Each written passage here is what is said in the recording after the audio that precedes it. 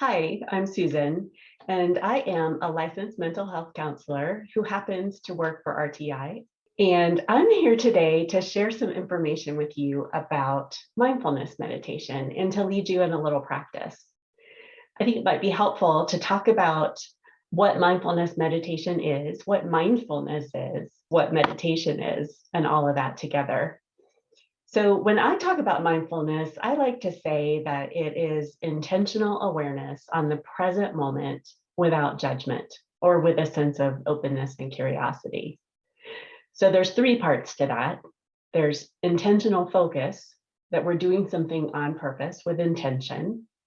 There's the present moment, which is a critical aspect because we spend a lot of our lives not actually engaged in the life that's happening right now. We tend to rehash things that have happened in the past and ruminate and overthink what we did or didn't do or what somebody else did or didn't do. And we also spend a fair amount of time anxious and preparing for what's going to happen in the future. And when we do these things, which of course we have to do sometimes, we have to learn lessons, we have to prepare for what's coming. But when we do those to an extent that it becomes uncomfortable for us, it's important for us to be able to pull ourselves into the present moment because that's where life is happening. And that third part is doing our intentional focus on the present moment with curiosity, without judgment, so that we actually approach whatever is happening with a sense of openness and without this already knowing how it's going to be, seeing it with fresh eyes.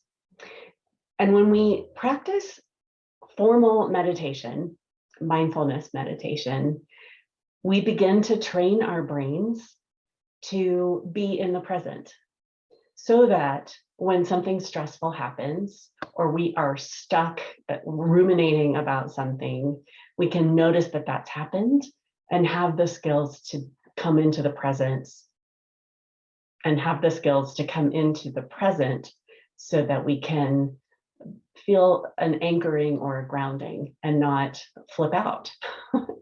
So some people think that meditation is just not for them or they can't do it because their mind wanders. They think that the point of meditation is either to clear the mind of thought or to calm down. And sometimes neither of these things happen.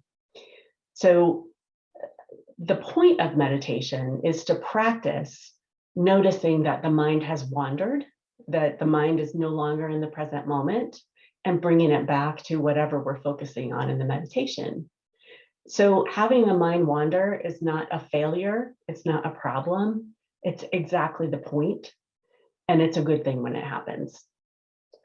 So just expect it, and then it won't be a problem, right? And then the other aspect is feeling like we're supposed to calm down. A lot of times that happens as a wonderful side effect of meditation, but it doesn't always. And so when it happens, we can be grateful for it. But if it doesn't happen, that's just another thing to be curious about. So let me give you an example. I often will I'll start sharing meditation with folks in one of two ways. One is really focusing on physical sensation and what's happening in the body. And another is focusing on sound. So let's start with a brief practice of paying attention to what's happening in the body. You might think that you have to put yourself into a lotus position, pretzel kind of thing, but you can meditate in any position you like. I'm sitting up, that's how I'm going to meditate. If you're sitting in front of a computer, you might like to do the same. You can also lie down, but if you're sleepy, lying down has this tendency to make us fall asleep. So sitting up might be a good way to start. I like to have both feet on the ground and to have this sort of alert, upright posture that isn't overly rigid. So we don't want to completely relax into the chair, but we don't want to, arch our back and be overly rigid. So relaxed alertness is what we like to call it. You can close your eyes if that's comfortable for you. Sometimes closing eyes can help us to go inside or to use one sense a little bit more with more ease and skill, but it's fine to have them open as well. So if you struggle to hear well, being able to read my lips would be a helpful thing. You might need to have your eyes open for that. If you get sleepy, you can open your eyes. If you have a history of trauma or the people you work with have a history of trauma, closing eyes is not a safe thing to do. And so you may want to either have your eyes open yourself, or if you're helping somebody else with this, have them open their eyes. I'm going to close mine though. So I think it's helpful when we begin to meditate to transition into that time, to mark the end of whatever we were doing before we began and move into this time of meditation. My meditation teacher always encourages people to move at the beginning of a meditation, to stretch, to roll the shoulders, to do whatever your body is telling you would feel good as you begin to kind of settle into that posture that you've chosen intentionally. By doing this at the beginning of every meditation, it teaches the brain and the body that you get a little bit of a reward when you begin to meditate. And so that can be helpful in maintaining a practice. As we sit, we may find that thoughts are swirling. And so we don't have to make those thoughts go away. Pushing something away often makes it push back. So we can just allow those thoughts to move from the primary focus, from being right in front of us, to the background. Just allow them to move back behind you, and they can do their thing. But right now, we're going to focus on what's happening in the present moment. You can notice the sense of the ground beneath your feet. Not just a cognitive awareness that your feet are on the ground, but actually dropping into the feet and noticing what they feel like against the ground. And a little bit of pressure. And you can notice whether the feet are hot or cold. If you're wearing socks or shoes, you can feel that little bit of presence of something against your feet. Or if you have bare feet, you can notice the air against the skin.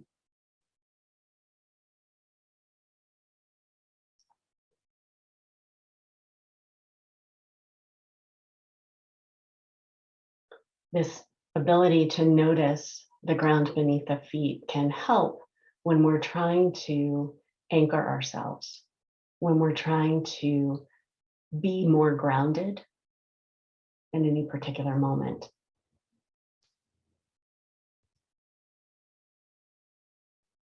We can also come up to higher in the body and noticing the breath. We don't have to breathe in any particular way. There's no right or wrong way to breathe. We don't have to judge the breath. It just happens, and we're noticing it. We're paying attention to it.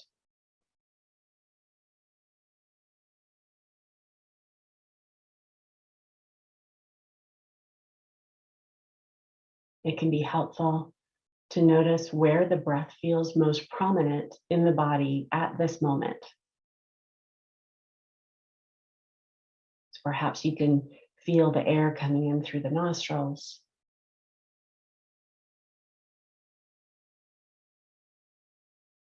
Or the movement of the chest in response to the intake and outflow of breath is what you're noticing.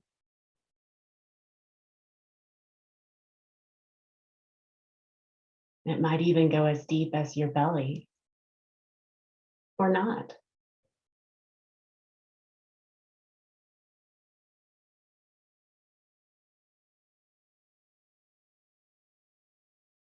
As you intentionally focus on the breath coming into the body, bringing oxygen into the body, and then leaving the body, carrying out what we no longer need,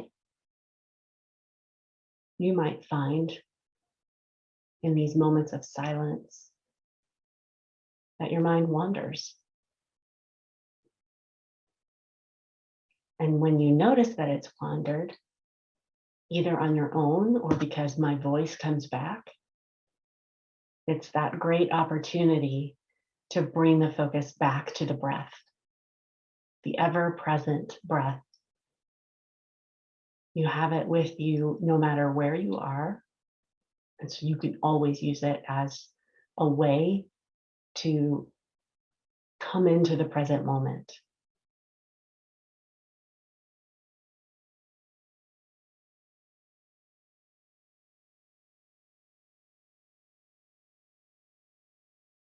Sometimes taking a deeper breath can bring about some relaxation. It relaxes the body in a way that can be helpful if some anxiety is present.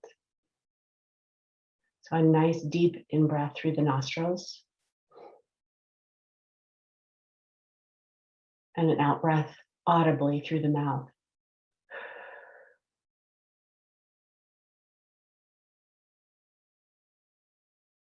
And if the out-breath is longer than the in-breath, that encourages that relaxation response.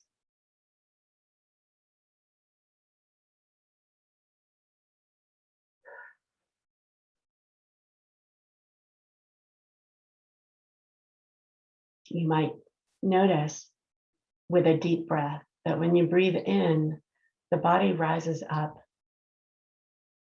the chest expands, the body moves into a state of slight tension. And when you let go of the breath, it also requires letting go of that tension.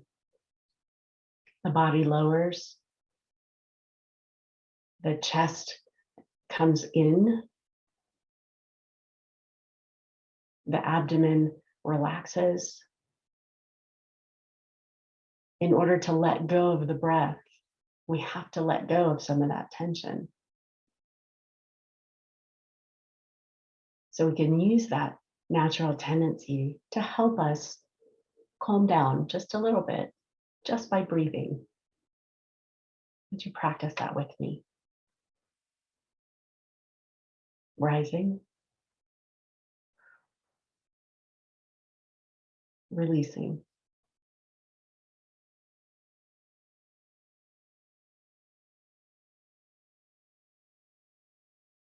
So from this place of centering on the breath,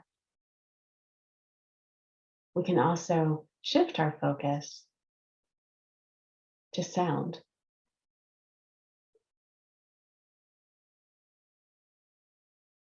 A sound-focused meditation can be done anytime. Once you get the hang of it, you don't need any guidance at all. It can be as long or as short as you like.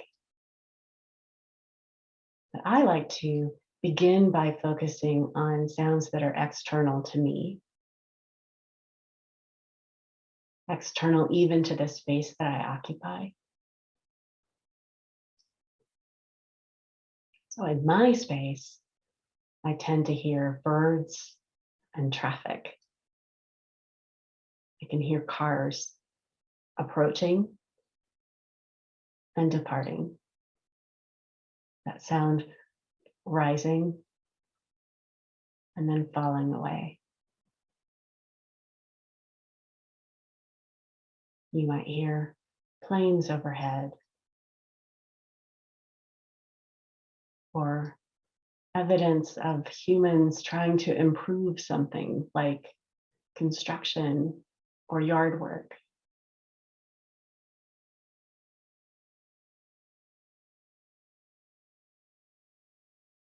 You might hear sounds that are outside the room that you occupy. Other people making sounds as they walk or talk or laugh or sneeze.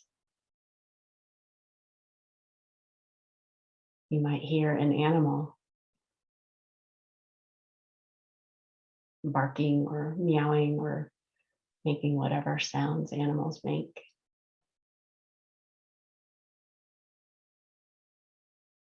If you're in a home, you might hear a dishwasher or laundry, a washing machine, a dryer. You might hear the sounds of air conditioning or heat.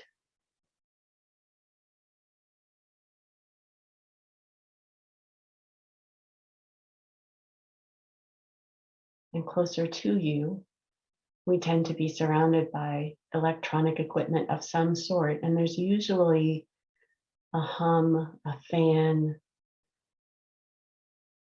a constant emission of noise that we tend to tune out, but we can choose to pay attention to.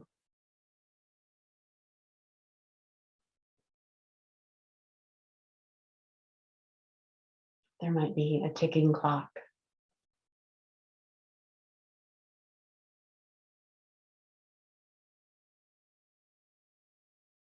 the rhythmic motion of a ceiling fan.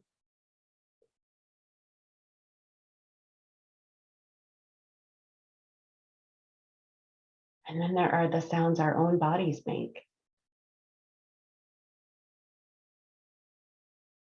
You might have a gurgling stomach,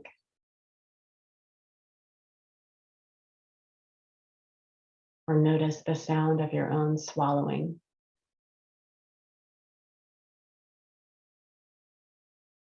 We can even come back to the breath, come full circle, and notice what the breath sounds like as it comes into and leaves the body.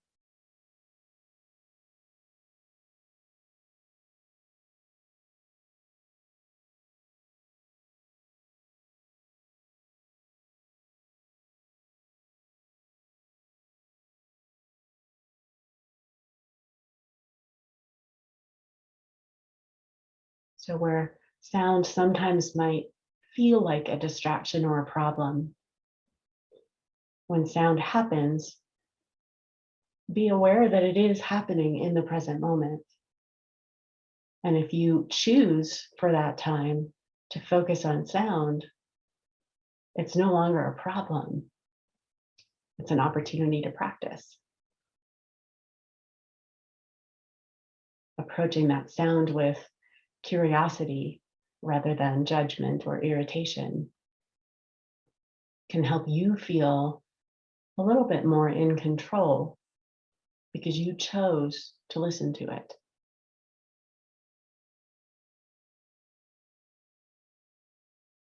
So let's drop back into our bodies as we begin to come to the end of this meditation. Noticing in general how the body feels.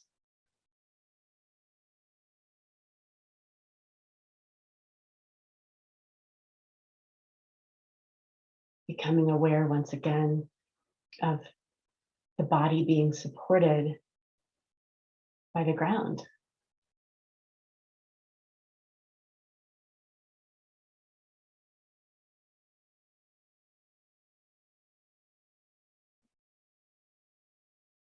You can begin to wiggle fingers and toes. And once again, move the body in whatever way would feel good, whatever way the body is asking to be moved. Respond. You can allow your eyes to open or your gaze to lift. And before the practice truly comes to an end, I encourage you to take a few moments to reflect on your own practice, to notice and recall what was helpful about that practice. What wasn't helpful about the practice? What do you want to take with you and practice again? What do you want to leave behind? What did you learn and you want to integrate? It can be helpful to share that out loud, to verbalize that with another person, or to even just take a few notes. That externalization of an experience can help you to remember what was important about it to you. So I hope that you've found this instruction, the teaching, and the two types of practices helpful, and that you'll find ways to use those either in a formal meditation where you're sitting down or just walking around in your life. Thanks for being with me.